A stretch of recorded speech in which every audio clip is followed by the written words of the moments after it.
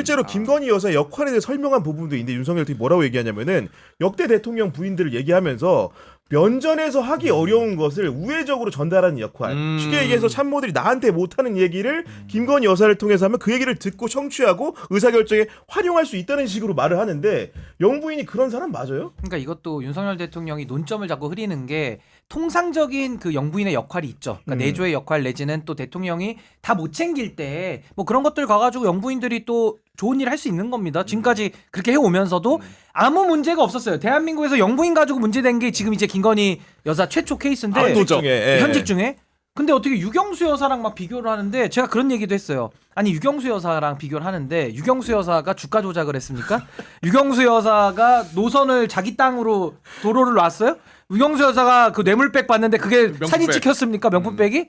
그리고 그 유경수 여사가 공천했다는 얘기를 제가 들어보지는 못했어요. 물론 그때야 뭐 독재 정권이니까 박정희 대통령이 다 했겠죠. 그러니까 비교할 수 없는 거를 비교하면서 본인의 행동을 정당화하려니까 그럼 국민들은 듣고 나서 근데 지금 과거에 죄가 없어지는 게 아니잖아요. 네. 그 의혹들이 남잖아요. 그거 어떻게 해결할 거냐라고 계속 묻고 있는데 엉뚱한 얘기, 일상적인 내조, 뭐 과거와의 비교 이런 걸 자꾸 하다 보니까 참 궁지에 몰려있는 건 알겠는데 그럴수록 자꾸 전공법을 가야지 본질을 피하면서 부분으로 때우려고 하니까 이게 더 지금 수습이 안 되는 그리고 상황으로 저는 가는 기본적으로 겁니다. 오늘 답변 중에서 대통령실에 근무하는 사람들 들으라고 한 얘기도 있다고 보여졌어요. 왜냐하면 최근에 오늘도 보면 오늘자 중앙일보에 강찬호 논설위원이 김건희 여사 관련 얘기를 막 늘어놓잖아요. 제목이 김건희, 네. 김건희야. 그걸 누가 얘기해줬겠어? 당연히 같이 근무했던 사람들이 보고 들은 걸 전해준 걸 거잖아요. 근데 어떻게 말하냐면은 윤석열 대통령은 대통령 부인이 도와서 선거도 잘 치르고 국정도 남들한테 욕안 먹고 원만하게 하는 일들을 국정농단이라고 한다면 국어사전 정리를 다시 해야 된다고 한 겁니다. 지금까지 한 일들이 다 그렇다는 거 아니에요. 예. 욕 안 얻어먹고 이게 그러니까 저는 이거를 보면서 그러니까 국어사전, 그러니까 국정농단의 정의를 다시 해야 된다라고 얘기를 하면서 이거는 사실은 인정을 한 거예요. 그러니까 부분적으로 인정을 한 그러니까요. 거예요. 예. 이게 되게 중요한 포인트인데 제가 보기엔 이게 그냥 막 나온 게 아니라 전략적으로 이제 나왔다라고 생각되는 부분이 뭐냐면은 김건희 논란을 앞으로도 피할 수가 없고 민주당이 가지고 있는 거 이게 계속 또 반박해서 나온다라는 거야. 그러면 이것도 국정농단 아니냐라고 하면은 이거를 일일이 설명하기보다는 이거는 그냥 국정농단 그쪽의 프레임에서는 국정농단이 아니라 국정조언이야. 합법적 의견 청취야. 합법적 의견 청취가 의견을 주는 거야라고 그냥 퉁쳐버리고 가기 위한 거예요. 뒤에서 맞다. 무슨 일이 나올지를 자기가 가늠이 안 되는 거야 지금. 그러니까 이렇게 나온 건데 어쨌든. 범인 그래서 이렇게 나라가 어지러운 범인은 두 개가 이제 확인이 됐어. 윤석열 주장에 따르면은 하나는 국어사전이고 하나는 휴대폰이야. 내가 휴대폰을 번호를 안 바꿔가지고 지금 막 전화를 다 받았는데 지금 3시 18분에 TV조선 단독 보도 나온 거 봤어요? 뭐로 나왔어요?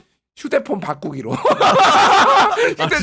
휴대전화 번호 바꾸기로. 부부가 휴대전화 번호 바꾸기로 지금 1시간 전에 단독 보도라고 나오고 지금 뭐 국어사전 지금 국정농단 정의 다 이 두 개만 해결하면은 우리 대한민국은 발전한다. 국어사전과 휴대폰. 그러니까 오늘 이거 기자회견만 들으면서 얼마나 웃겼냐면은 사과를 얘기하면서 처음에는 윤석열 대통령이 뭉뚱그려 사과를 해요. 그러면서 이렇게 설명합니다. 논란이 지금 너무 많으니까 이렇게 할 수밖에 없는 걸 좀 양해해달라고 막 그래요. 그러다 얘가 쭉 뒤로 진행되다 보니까 계속 사과에 대해서 물어드니까 그때 와서 또 딱딱딱딱 물어서 요구를 해야 자기가 또 사과를 하지 않겠냐고 또 엉뚱한 얘기를 해요. 그러니까 앞에서는 사과할 때 논란이 너무 많으니까 그냥 뭉뚱그려 할 수밖에 없다라고 하고 또 뒤에 가서는 자꾸 사과로 좁혀오니까 그럼 뭐 하면 얘기 좀 해보라고 또 이런 식으로 반문을 하면서 또 피해가려고 그러거든요. 그러니까 저는 지금 윤석열 대통령이 이거 사과로만 지금 지나갈 수 있는 상황도 아니고요.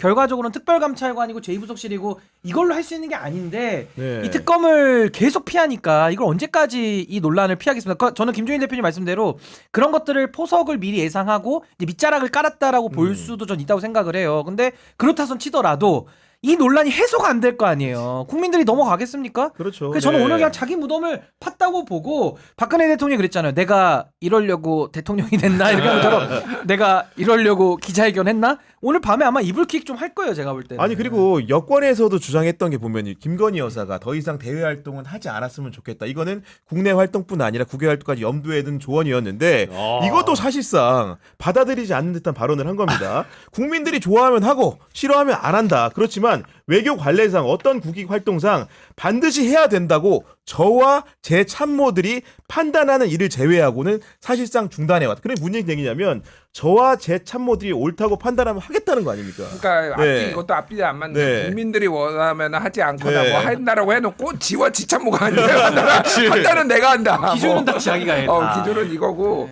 방금 전에 그 TV조선 보도에 그것도 나왔어요. 그 저기 에이펙하고 안 네. 가는 거 G20 김건희 여사 안 가는 걸로 정리됐다. 안 가는 걸로 안 가는 정리됐다. 걸로? 예. 그냥 좀 우리 여사님 남미 가고 싶어서 몸이 달아있을 텐데 많은 큰 결심했다 뭐 이 생각이 네. 들고 저는 개인적으로 윤석열 대통령의 요 발언에 대해서는 어느 정도 수긍을 해요. 그러니까 뭐냐면은 대외 활동 그냥 해야죠. 여사 필요한 거라면. 그러니까 예. 예를 들면은 뭐 마포대교를 간다든지 오지랖 넓게 본인이 월권으로 하는 건 아니지만은 뭐 외교 활동은 저는 사실 에이펙도 가는 건 문제 없다고 생각해요. 네. 그게 왜냐면 본질이 아니에요. 에이펙 그러니까 계속 한동훈이 지금 얘기하는 게 여사 활동을 중단하라고 하는데 여사 활동을 중단하면 현재 문제가 해결이 되나요? 안 되죠. 전혀 안 되죠. 네. 휴대폰을 일단 압수를 하거나 휴대폰 번호까지 바꿨으니 또 이제 무슨 뭐 하여간 그러니까 이게 기본적으로 활동을 하시고 수사는 받으면 돼요.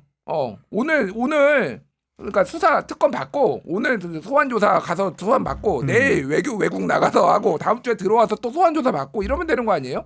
이거를 활동 중단에 그걸로 좁히면 안 된다. 저는 네. 활동 중단은 사실 중요하지 않다. 그러니까 월권이 아닌 한도 내에서는 마음껏 활동하시라. 수사만 받으면은. 예. 네, 그런 상황인데 그 명태균 게이트에 대해서도 대통령이 얘기를 했습니다. 네. 명태균 씨에 대해서 뭐라고 규정을 했냐면 선거 기간 지역에서 만나는 수백 명 중에 하나 정도로 제가 듣기에는 이렇게 치부하는 뉘앙스였는데 그런데 그런 사람하고 이렇게 취임식 전날에 이렇게 통화하는 일은 흔하지 않을 뿐더러인데 대통령이 뭐라고 얘기했냐면 매정하게 하는 것이 본인도 섭섭하겠다 싶어서 전화를 받아줬다 이렇게 얘기했어요. 그러니까 이거는 네. 그 명품백 디올백 때 박절하지 못해가지고 네. 받았다랑 똑같은 논리예요. 자기도 인정이 많고 따뜻하니까 그냥 전화 한 통 받았고 덕담한 거다라는 그 논리인데 우리가 육성으로 다 들었잖아요. 네. 아니 공간이가 들고 와서 자기가 김영선이 좀 해주라고 했더니 말이 많네.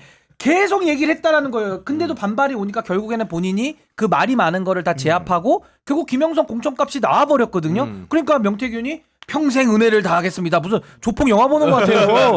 아니 그런 식으로 공천권을 거래하고 뇌물 혐의까지 지금 받고 있는 사람이 지금 육성이 나왔는데 그걸 어떻게 이런 식으로 덕담 차원으로 또 격하를 시킵니까? 네. 이럴 거면 차라리 내 목소리 아니라고 얘기하는 게 훨씬 더 나은 방식이에요. 차라리 저거 AI가 했다든지 뭐 성대모사 당했다고 하는 게 낫지. 네. 안 그렇습니까? 저는 궁금한 게 어쨌든 내일 이제 명태균 씨가 소환조사 받잖아요. 명태균 씨가 오늘 그 대통령의 내용들을 기자회견 보고, 보고 예. 어떤 감정이었을 것 같아요. 저는 개인적으로는 이거는 오히려 명태균 씨가 고마워할 수도 있겠다. 고마워할 수 있다. 왜냐? 네.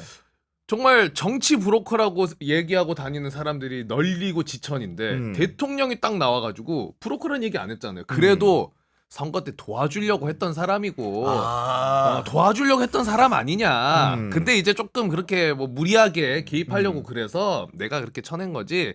근데도 또 서운하겠다 싶어서 전화 받아준 거다. 이런 뉘앙스였잖아요. 맞아. 선거 앞에는 초기 단계에는 도움을 준 게 있고 이런 식의 인정하는 뉘앙스였기 때문에 그래서 명태균 입장에서는 그래도 대통령이 참 짠하다. 그래도 나를 브로커라고는 생각 안 하고 그래도 고마운 사람이라고는 생각하나 보다. 그러니까 김종인 위원장 때는 좀 다른 반응이죠. 그때는 김종인 위원장이 약간 미친 자 바로 이제 취급을 막 싹둑 하니까 해버리죠, 싹둑. 예. 바로 아버지 돌아가셨다고 네, 상처였거든요. 근조, 예. 정치적으로 돌아가셨다고. 그러니까 윤석열 대통령은 어느 정도 우리 수산 씨 말씀대로 어느 정도 본인을 좀 위상을 인정해 주는 것도 있고 지금 요 공천 개입 사안에 대해서 대통령은 지금 범죄 구성을 안 하고 있거든요. 그럼 이거는 명태균한테도 굉장히 유리한 정황으로 가이드라인을 지금 주고 있는 네. 거기 때문에 아마 내일 검찰 나가서 진술할 때 윤석열 대통령 쪽하고 보조를 맞춰가야겠다라는 이제 그런 마음의 결심을 네. 한 거 아닌가. 그래서 것 아까 같아. 페이스북에다가도 글을 무리를 올렸어요, 기자회견 일으켜서 전에. 좀 예. 미안하다는 식으로 그거 봐. 갑자기 또 태세의 변화를 해요. 그러니까 그거 그게 봐. 저는 그 기자회견의 영향이 아닌가라는 생각이 듭니다. 우리 신유기 대표가 말한 정확한 명태균 씨의 워딩은 기자회견 한 20분 전쯤에 올라온 것 같고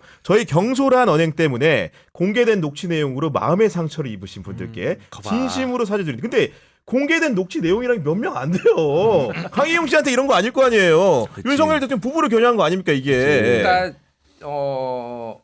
다 세팅이 다 됐구나. 뭐 뒤에 그 명태균 얘기가 있나? 그러니까 얘기를 하자면은 이미 다 딜이 들어가서 견적이 다 나왔구나 지금. 저는 그 생각을 했어요. 이거를 보면서 무슨 얘기냐면은 이거는 어쨌든 말씀하셨다시피 이거는 네. 김건희 여사와 윤석열 대통령한테 사과를 하는 거예요. 그러니까요. 예, 예. 명확하게 그 사람들한테 사과를 한 거고.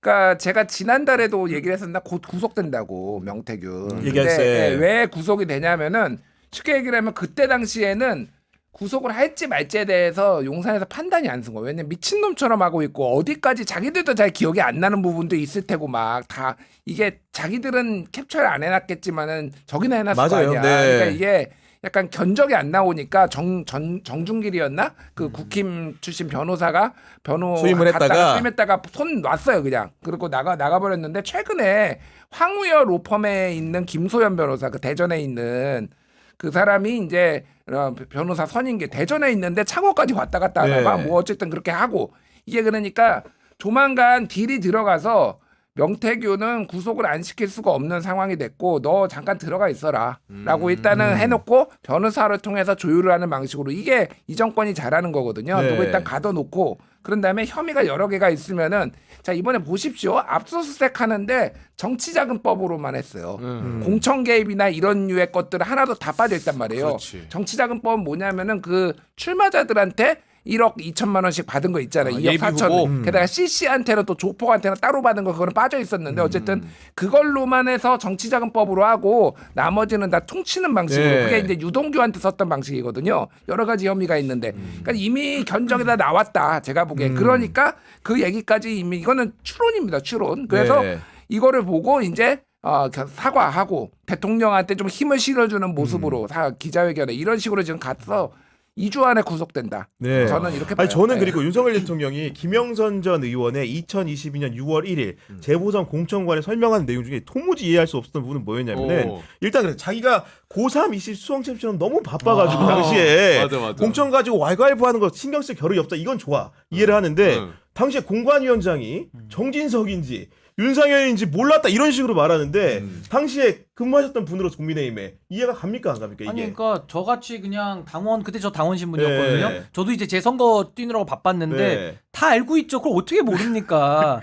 그러니까 저는 윤석열 대통령이 이제 알리바이를 짜가지고 오늘도 막 국민 앞에 설명을 하는데 일단은 사실관계도 안 맞잖아요. 그러니까 뭐 정진석, 윤상현도 헷갈리고 자기는 모를 정도로 이제 자신은 정치 초보다라는 식으로 얘기하면서 인수위 업무에만 엄청 골몰했다.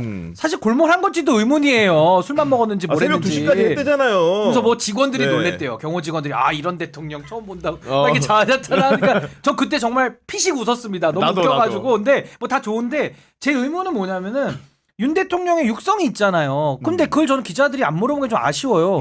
아니 공관위가 들고 왔다면 누가 들고 왔습니까? 물어봐야 되는 거고. 네, 그렇지. 그때 그리고 김영선을 해주라고 했냐? 그 그 원인가 공천 개입 정확하게, 아니냐? 예. 그리고 공천 개입이라는 게 박근혜 케이스를 봐도 여론조사 2번만 돌려도 공천 개입으로 기소한 사람이 윤석열 당시 검사인데 네. 이런 식으로 김영선 해주라라고 하면 이거 공천 개입 아닙니까? 이 질문을 물어봐야 되거든요. 근데 좋다. 이런 걸 안 물어보니까 그냥 그 다음 사람이 또 나와가지고 저는 뭐 다른 면에서 질문해 보겠습니다. 아니, 그러니까 이게 너무 좀 물이 끓으려다가 물이 못 끓고 막 이런 식이에요. 갑자기 체코 원전 한번 갔다 갑자기 체코 왔잖아. 갔다 오고 또 뭐 석유도두가 또 파던데. 맞아. 아, 좀 환장하는 줄 알았습니다, 진짜로. 아 이거 김영선 전 의원에 관련해서도 뭐 쉽게 고생했다는 얘기 뭐 한마디 한 것 같고 공천에 관한 얘기한 기억은 없지만 했다면 당에 이미 뭐 정해진 얘기 쉽게 얘기해서 김영선 전 의원은 내정이 돼 있었다. 내가 뭐 그런 일이 있었을지라도 뭐 이런 취지의 말을 한 건데 이것들이 결국은 검사 출신 윤석열 대통령이기 때문에 이런 말들이 하나하나 쉬 보이지가 않는 측면이 있는 거잖아요. 그러니까 중요한 포인트에 대해서 이제 기억이 나지 않는다라고 얘기를 했잖아요. 그러니까 이것도 계획된 거예요. 그러니까 그게 뭐 앞에서도 그 전에서도 이제 나왔지만은 기억이 안 나는 걸로 해서 이거를 그렇다고 완벽하게 아니다라고 했을 때 밝혀졌을 때 부담감도 있는 거고 정치적으로나 사법적으로 책임을 질 부분이 있기 때문에 기억이 나지 않았다가 기억이 나중에 밝혀지면 그런 일이 있었나 보다 나는 기억을 못했지만 이런 식으로 해서 법적으로도 정치적으로 빠져나가려는 건데 이게 윤석열 대통령의 지금 행태와 이거는 사실은 이 검사 윤석열 혹은 윤석열 정권의 검찰로 다 반박이 가능합니다. 무슨 얘기냐면은 자 보십시오. 기억이 안 나면은 이게 그러니까 무죄가 되느냐. 사실은 이런 선거법이나 이런 류의 것들은 기억을 가지고 우리가 예전에는 단죄하려고 하지 않았어요. 근데 예를 들면은 이재명이 김문기를 알았다 몰랐다를 가지고 지금 기억을 가지고 기소를 해버렸어요. 심판대 올라 있죠. 네. 예. 아니, 그러니까 저는 뭐 알았을 가능성이 높다고 봐요, 솔직히. 그러지만 정치적으로 이거는 비난을 받을 문제지. 이거를 재판에 갈 기소해서 문제냐. 사법에서 다른 문제가 아니라고 생각해서 이거는 굉장히 비판을 해왔거든요. 도덕적으로, 예를 들면 정치적으로 이미 비판도 받아. 어떻게 사람이 모를 수가 있냐. 그렇게 하시는 분들도 있고 그러는데 이거를 이제 사법부로 해가지고 재판이 진행되는 순간 똑같은 논리예요. 윤석열이 기억 안 나면은 자 우리 대통령님 기억나게 기소 좀 해드려야 되겠다. 뭐 이런 거야. 그러니까 결국은 똑같은 논리로 지금 다 된다라는 거예요. 그리고 예전에도 얘기했지만은 검사 윤석열이 그러니까 이 대통령이라는 자리는 아주 독특한 자리라서 예전에 김대중 대통령 때 당 총재직을 내려놓고 당정 분리가 됐고 그리고 노무현 대통령 때 당정 분리가 확고하게 이제 자리 네. 잡았잖아요. 하지만은 대통령의 영향력이라든지 권한이라든지 이런 걸로 완벽하게 그 당의 당무와 정치하고 떨어질 수 없다라는 거를 현실적으로 사람들이 인정을 네. 했어요. 뭐 이를테면 공천도 논의할 수 있는 거지. 근데 이거를 사법적으로 단죄를 한 게 2016년에 박근혜가 그 현기환 정무수석으로부터 보고를 받고 친박들을 당선시키고 여론조사를 돌렸다라는 걸로 징역 2년을 이제 선고 받았단 말이에요. 네. 판례가 나와버렸어요. 그러면은 이것도 마찬가지입니다. 그러니까 그때 검사 윤석열이 이렇게 해서 만들어놨기 때문에 뭐 이게 긍정적이든 부정적이든 공천을 이미 김영선을 준거로 가지고 이미 윤석열을 빠져나갈 수가 없어요. 그러니까 수사를 받아서 유죄가 나올지는 모르겠으나 이거는 무조건 받을 수밖에 없는 그런 상황이 되고 그러니까 대통령 윤석열은 검사 윤석열로 다 반박이 가능하다. 아니 그리고 저도 하나만 더 궁금한 게 뭐냐면은 당시에 이제 김영선으로 다 정해져 있었다 이렇게 얘기를 하면서 맞아요. 빠져나가려고 네. 하거든요. 그럼 저는 궁금한 게 그 김영선 주기로 그럼 누가 정해요? 당에서 누가 정합니까? 누가 정했냐? 왜냐하면 이준석 의원 같은 경우 당시 당 대표인데 자기는 전혀 모른다 그래요. 아예 그냥 난 위임했다고 모른다 그래. 그럼 윤상현 의원이 그럼 정한 겁니까? 그게 일단 전 첫 번째 의문이 드는 거고 그리고 이제 저런 식으로 그 김영선 공천에 대해서 본인은 이제 빠져나가려고 이제 구멍을 계속 파는 거거든요. 그래서 저는 당시에 누가 알았는지도 궁금하지만은 당시에 또 녹취록 보면은 말이 많다 뭐 이런 얘기도 해요. 그 녹취록 상에서는. 네. 그럼 누구로 한 명을 정해놨다라고 하면은 말이 많을 이유가 없잖아요. 그렇지. 바로 그게 탄핵되네. 그러니까 그 내용이. 그 내용도 좀 안 맞아요. 그치. 그러니까 저는 대통령 말씀대로 누가 정했다. 그럼 누가 정했냐 이거예요. 이준석 당대표도 안 정했다 그러는데 그치. 그럼 누가 정해요? 그럼 공관위원장이 맘대로 자기가 정해서 그냥 주는 게 공천입니까? 그게 아니잖아요. 공관위에서 시스템을 가지고 기준을 가지고 공천을 정상적으로 하면 문제가 없는데 명태균이 먼저 알아. 또 명태균은 막 공천 달라고 대통령하고도 전화도 해. 근데 자기는 그냥 당원으로서 조언을 했으니까 넘어가자. 말이 다 안 맞는 거예요 지금. 그러네. 오빠 모르겠어? 여사님이 정했잖아. 오빠. 그러니까 저는 이준석도 아니고 윤석열도 아니고 누가 정했을까? 그 김건희가 정했잖아요 이게 말이 되냐? 그러네. 오빠 대통령 자격이 있어 없어? 명 선생님 전화 오게 만들 거야? 이게 또 생각이 나더라고요. 그러네. 제가. 그러니까 이게 재밌는 게 이게 이 판국이 되니까 다들 정치적 금치단자 행동을 하는 거야. 그러니까 윤석열은 정치 초입이라 잘 몰랐어요. 잘 예. 몰랐어요. 예. 정진석이 뭔지 윤상현인지 제가 알려드릴게요. 정진석은 지방선거 공관위원장이었고 공관위원장. 윤상현은 보궐선거 공관위원장이었어. 나도 알아. 그러니까 이준석도 지금 바보 행세하는 거 아니야. 나는 당 대표로서 아무것도 보고도 안 받았어요. 권한도 행사 안 했어요. 바보들이 막 늘어나고 있다 그렇지. 지금. 윤상현은 저는 안 갖고 갔는데요. 공간이 저는 아닙니다. 저는 아닌데요. 예. 근데 그런 상황인데. 윤상현 의원도 사실은 뭐 더 다른 녹취도 나오지만 함성득을 통해 가지고 명태균이 맞아요. 계속 네. 2021년도부터 복당 그러니까. 때부터 좀 영향을 미쳤다는 게 나오기 때문에 지금 보십시오. 대통령 이준석 당대표, 윤상현 공관위원장 다 명태균 손아귀에 있어요 지금. 그러니까. 그럼 누가 정해놨습니까? 전 아까 딱 그 질문이 떠오르더라고요. 도대체 정한 사람이 누구냐? 네. 그 사람을 찾아야 될 것 같습니다. 시스템 공천인가 보다. 성이 시스템 공천이었구나. AI가 착착착착 이렇게 해서. 시스템 공천. 아니 관련해서 이제 대선 여론조사 조작 의혹은 뭐 기대할 것 없이 당연히 부인을 했는데 대통령이 뭐라고 얘기했냐면 저는 명태균 씨한테 여론조사 해달라고 한 적이 없다. 여론조사 잘 나왔기 때문에 조작할 이유도 없다. 인생을 살면서 그런 짓을 해본 적이 없다. 이렇게 세게 얘기했어요. 나는 이거. 요거 예. 그래도 좀 맞다고 봤습니다. 그래요? 예. 예. 왜냐면은 자신 있게 얘기하더라고. 그 이거 세게 말인즉슨 얘기했어요. 예. 내가 태균 씨 이거 여론 우리 조금 계속 이게 조작 느낌으로 가봅시다라고는 안 했겠지. 그치. 명태균이 갖고 오면 좋은데요? 하면은 또 계속 갖고 오겠지. 실제로 수산시 말을 빌어서 설명할 것도 없이 어. 유튜브 관련된 영상을 송출할 때 그 관련된 여론조사 데이터가 쓰였다는 거 아니에요. 그렇지. 지금 보면은. 아니, 그러니까 이게 이제 그림을 그려보면은 최초에 접근을 해서 여론조사를 가져온 거는 명태균이겠죠. 명태균이 여론조사 업자인지 아닌지도 모르는 상황에서 이분은 뭐 처음에는 풍수사로 뭐 활동을 했네, 뭐 꿈 해몽을 해주네, 뭐 그러니까. 그런데 제가 여론조사도 잘합니다라고 하면서 데이터를 가져왔겠지. 그러니까 처음에는.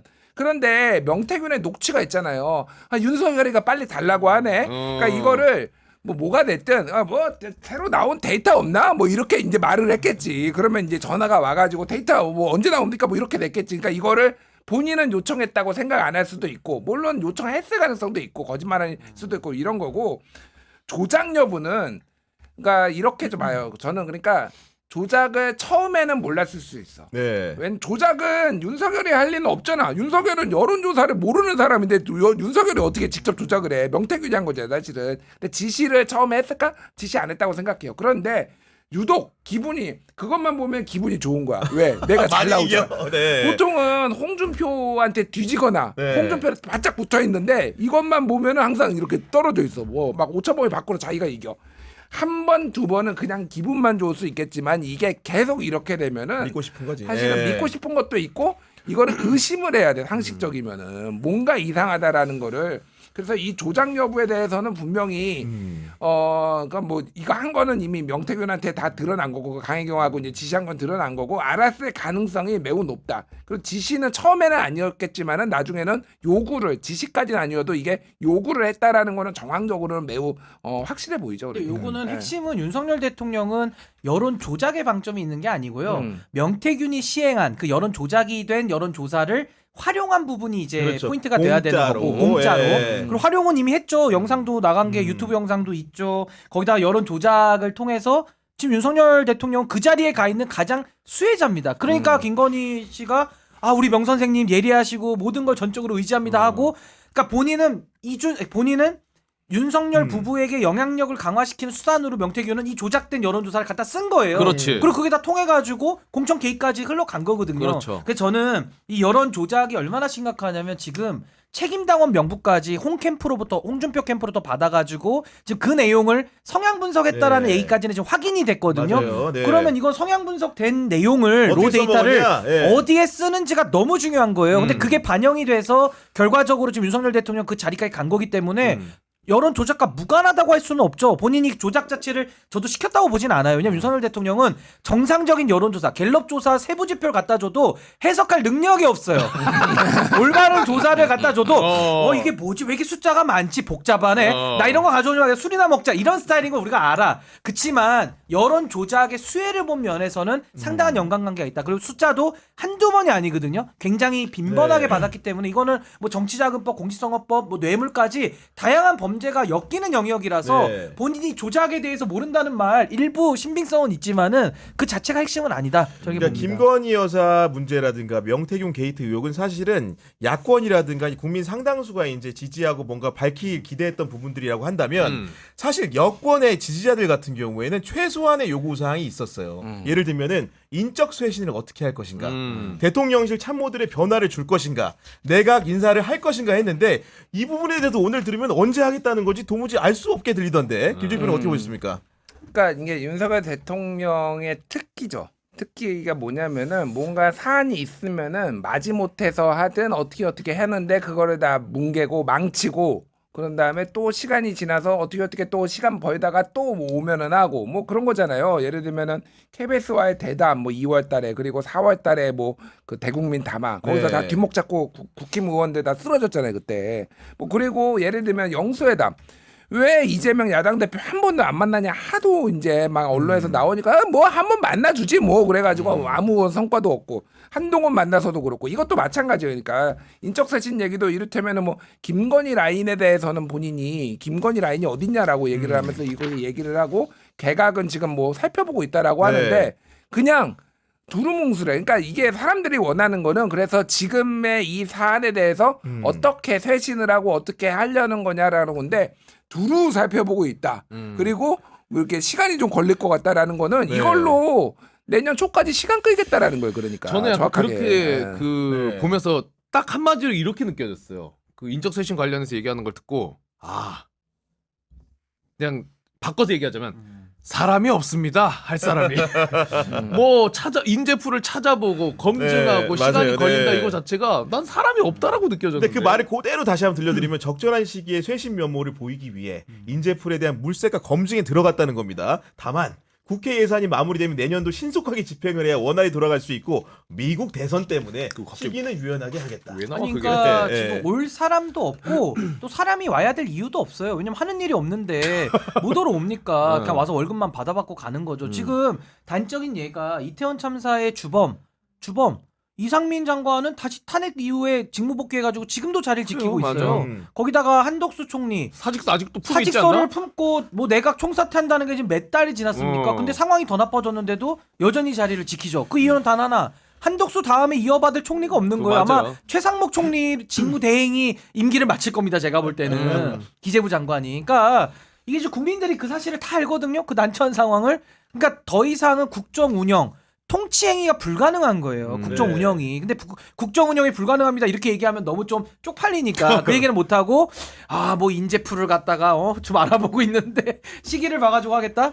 뭘 해서 누가 올 건데요? 해서 오는 게 김문수? 해서 오는 게 뭐 이진수? 뭐 이런 거예요. 네. 신원식 장관 이후에 김용현 경호처장 가고. 그러니까 뭐 충암고 동문들로 채울라나 보죠. 그걸 가지고. 그러니까 이게 저는 더 이상 장관 자리 임명하는 것도 의미가 없고 쇄신이라는 것도 어느 정도 가옥이 기둥은 서 있고 뼈대 콘크리트는 남아 있을 때 우리가 들어가서 인테리어하고 리모델링도 합니다. 이 쇄신이죠.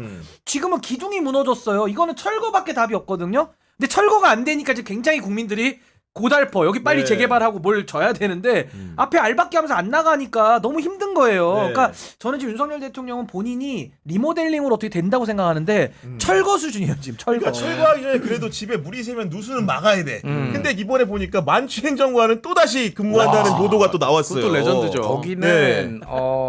정말로 총회하는 제가 듣기로는 네. 강기훈이죠. 강기훈. 네. 네, 정말로 총회하는 그거라고 생각하고 그거 황종호급으로 아끼는 약간 그 작은 엄마라고 부른다는 네, 그 작은 급이에요. 엄마, 예, 황기훈이. 황종호 작은 엄마 부르는 그러니까. 거. 그 정도 급으로 아끼는 뭐 그거라고 해요. 그래서 안 잘릴 것 같아요. 안 잘릴 것 같고. 왜 이렇게 예뻐해? 그러니까 지금 이제 말씀하셨지만은 지금 사실 오늘은 이제 이거에 대해서 쇄신 뭐 개각으로 쇄신을 보여주려면은 이때 뭐 거국 내각이 됐든 아니면은 뭐 야당이 추천한 인사를 받겠다고 하든 아니면은 뭐 어떤 식의 플랜이 나왔어야 돼요. 근데 지금 시간만 보면은 국회 예산이 마무리 뭐 되면은 내년에 신속하게 집행을 해야 되니까 그 시점은 아까 말씀드렸지만 내년까지 끌겠다라는 거예요. 그러니까. 이걸로. 아니 뭔가 네. 민심을 얻으려면 바꿔야 되는데 지금 바꿔야 되는데 근데 할 사람도 없고 얘기가 나오는 게 대통령 비서실장 지금 정진석은 빨리 나가고 싶어 한대요. 그러니까 이게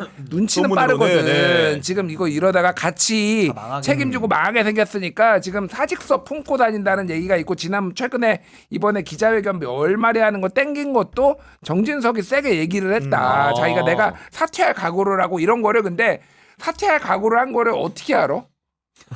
본인이 얘기하는 거야. 주변에다가 사퇴할 네. 각오를 이거 흘리고 있는 거야. 그러니까 정진석도 지금 눈치 까고 네. 좀 나오려고 하고 있고 그 자리를 지금 얘기를 뭐 이건 장성철 소장이 얘기를 한 건데 2명 이상민 행안부 장관하고 네. 이정현 전 대표 이 두 사람이 지금 비서실장 자리를 네. 얘기가 있어요. 그러니까 그런 설이 있다. 이런 예. 썰이 있다. 이상민은 특히 가고 싶어한다 본인이. 그러니까 이게 인사가 나가봐. 그리고 총리에 검토되는 사람 중에 하나가 황우여 전 비대위원장. 근데 아까 얘기했지. 황우여 대단하네. 로펌에 있는 잘 김소연 마무리하면, 변호사가 네. 명태균의 지금 변호인으로 네, 갔어. 상황 관리를 지금. 잘하면 네. 이런 상황이에요. 이런 상황 지금. 차라리 비서실장에 이상민 장관 말고 크리에이터를 갖다 써라. 대통령이 두 명이잖아요. 네. 그런 상황인데 대통령이 또 굉장히 길게 설명한 부분이 하나 있습니다. 바로 특검에 대해서인데 우리 법률가인 신인규 대표한테 묻고 싶은데 특검의 제도적 위헌성에 대해서 굉장히 길게 설명을 합니다. 그러면서 이번에 민주당이나 야권이 주장하는 특검은 정치 선동이다. 한 방에 거버려요. 저도 네. 한 번만 여쭤볼게요. 네. 대통령이 우리나라 헌법에 최종 해석 권한이 있습니까? 없어요. 음. 그러니까 대통령은 행정부 수반입니다. 그 그렇죠. 대외적으로 네. 나라를 우리나라를 대표하는 세련되게 사람이에요. 나와요. 네. 국가 수반이니까 네. 국가 원수니까. 근데 저는요 자꾸 윤석열 대통령이 월권을 한다고 봐요. 반헌법적이다, 헌법에 위반된다. 그걸 왜 본인이 판단합니까? 본인은 행정부 수반일 뿐이거든요. 그래서 저는 그 특검에 대해서는 지금까지 14차례 특검이 있었고요. 이미 상설 특검 법안도 나왔습니다. 맞아요. 그러니까 네. 개별 특검 법안도 13번을 했는데 다 그거 위헌 소송 들어가서 헌법재판소가 다 합헌이라고 이미 결정을 내렸거든요. 그리고 우리 역사가 그걸 증명을 해주잖아요. 13번을 이미 해왔고 게다가 윤석열 대통령은 그 말을 하면 안 되죠. 왜냐면 본인은 박근혜 최순실 그것도 야당 추천 특검 지금 이 국민의힘이 가장 피하고 싶은 야당 추천 특검으로 현직 대통령을 구속시키는 데까지 수사팀장으로 파견돼서 맞아요. 일을 했거든요. 네. 그렇죠. 그럼 윤석열 한동훈만큼은 위헌이란 주장을 하면 안 됩니다. 그리고 그렇지. 위헌 주장을 하려면 본인들이 위헌 특검에서 그럼 위헌 수사를 하고 위헌 결정을 내려가지고 최순실을 감옥에 보낸 그 위헌 수사에 대해서 그럼 사과를 해야죠. 근데 최순실은 지금 감옥에 있거든요. 차디찬 감옥에. 그러면서 이거를 갖다가 위헌이다, 특검이 위헌이고 뭐 해외 사례가 어쩌고 저쩌고 얘기를 하면 네. 안 맞잖아요. 그렇죠. 그러니까 네. 저는 지금 윤석열 대통령의 저 말 자체가 궤변이고 저거야말로 가짜뉴스 선동이죠. 여기에 대해서 토론하면은 제가요 한 3분도 달라고 안 해요. 양치하기 전에 치약 짜는 순간에 끝내버립니다. 그냥 3분도 아니에요. 치약 짤 때 끝내버려 그냥. 어디서 이런 궤변을 갖다가 국민을 상대로 기자회견장에서 호도를 합니까? 결국은 그런 장시간 할애 설명을 했다라는 것은 그만큼 대통령도 특검 부분은 피하고 싶기 때문에 그랬을 것 같은데 네. 오늘 이제 담화와 기자회견을 기점으로 제가 보기엔 여당 내에서도 기류 변화가 있을 수밖에 없을 것 같거든요. 또 있을 네. 가능성이 있는데 네. 글쎄 조금 이제 봐야 될 것 같아요. 그러니까 여당 내에서도 오늘 굉장히 좀 이게 실망스럽다라고 하지만은 특검을 찬성하는 거는 또 다른 문제일 문제라고 수 있기 때문에. 생각을 한다는 거고, 그러니까 신인규 변호사 잘 설명했는데 짧게 얘기를 하면 이제 윤석열 대통령이 얘기한 게 이거 워딩이 이거예요. 기본적으로 특검을 하니마니를 국회가 결정해서 또 국회가 특검을 임명하고 방대한 수사팀을 꾸리는 나라는 없다. 그것은 뭐 자유민주주의 국가의 상권분립 체계에 위반되기 때문이다. 이게 무슨 얘기냐면 쉽게 얘기를 하면은 여당하고 야당하고 협의를 해가지고 특검을 이렇게 추천을 해야 되는데 특검 후보를 지금 야당만 한다라는 게 위헌이라는 거예요. 네. 이 주장이거든요. 맞아요, 지금 맞아요. 그거를 국민의힘도 얘기하고 있고 윤석열 대통령도 얘기하고 이게 상권분립의 얘기하는 거 특검 자체를 추천하는 거를 문제가 되는 게 임명은 어쨌든 대통령이 하는 거니까. 근데 가장 비근한 예로 이르면 최순실 국정농단도 있지만은 더 가까이 있었던 게 드루킹 특검이 드루킹 특검. 네. 민주당이 빠졌어요.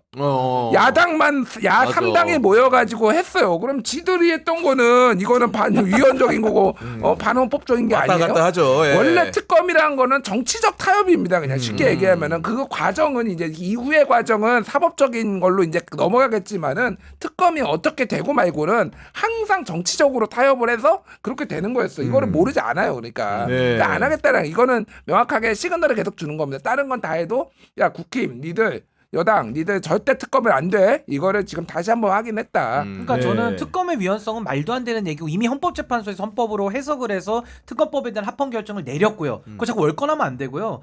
야당 추천 특검도 우리 김종인 대표님 소개해 주신 대로 이미 야당 추천 특검이 2번이나 있었고 그중에 한 번 박근혜 최순실 특검은 본인이 합류했던 특검이고 네. 그리고 더 웃긴 거 뭔지 아세요? 우리나라 특검 13번 중에 딱 성공한 특검이 딱 그 두 특검밖에 없어요. 그러니까 성공한 특검을 만들려면 권력자를 수사하는 거니까 필연적으로 권력으로부터 가장 자유로운 사람이 할 수밖에 없는 건데 그 특검의 논리를 부정하기 시작하면은 자기 부정이 되는 거예요. 그래서 저는 김건희 여사에 대한 특검 수사가 무섭겠죠.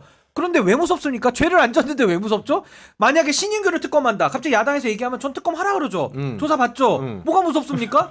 근데 본인들이 죄를 졌거나 뭐가 숨길 게 있으면은 야 이거 특검도 들어오면 곤란해지는 거죠. 그렇지. 그러니까 국민들이 이걸 알거든요. 그러니까 이걸 언제까지 피하겠습니까? 저는 이 소모적인 논쟁 끝내기 위해서도 야당 추천 특검 전례에 따라 받아야 된다고 생각합니다. 알겠습니다.